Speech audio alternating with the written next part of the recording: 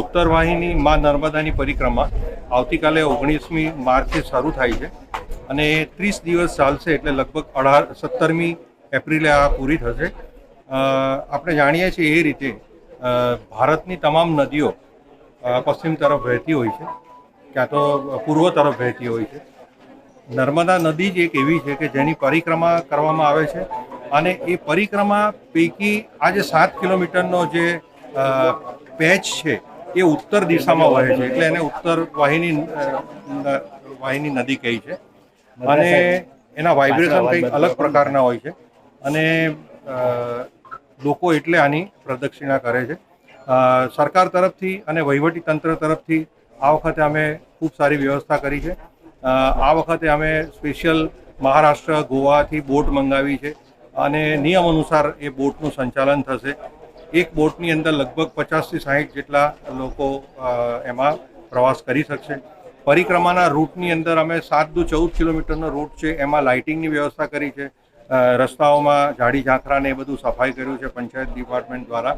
તદુપરાંત વન્ય પ્રાણીના ભય રહેલો છે એ જોતાં વન વિભાગે અને બીજા તમામ વિભાગોએ મળી અને એ વન્ય પ્રાણીના સંરક્ષણ માટે અને જે વ્યક્તિ પરિક્રમા કરતા હશે એના પણ રક્ષણ માટેની બધી વ્યવસ્થા કરવામાં આવેલ છે.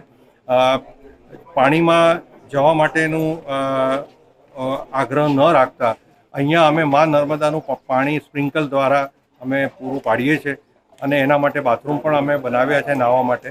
તો ત્યાં નાય, કારણ કે અહીંયા મગરનો મોટો ભય રહેલો છે. એટલે પરિક્રમાવાસીઓને ખાસ વિનંતી કે અમે નર્મદા મૈયાનું જ પાણી અહીંયા કિનારા પર જ અમે વ્યવસ્થા રાખી છે, તો ત્યાં એ પોતે નાહી શકે છે. તદુપરાંત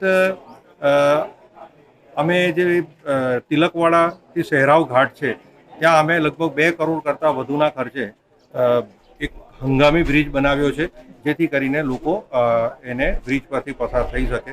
પાણીનો આવરો જે થાય છે એના પર પણ અત્યારથી અમે કંટ્રોલ કરવાનું ચાલુ કર્યું છે, જેથી કરીને પરિક્રમા સુપેરે પાર પડે.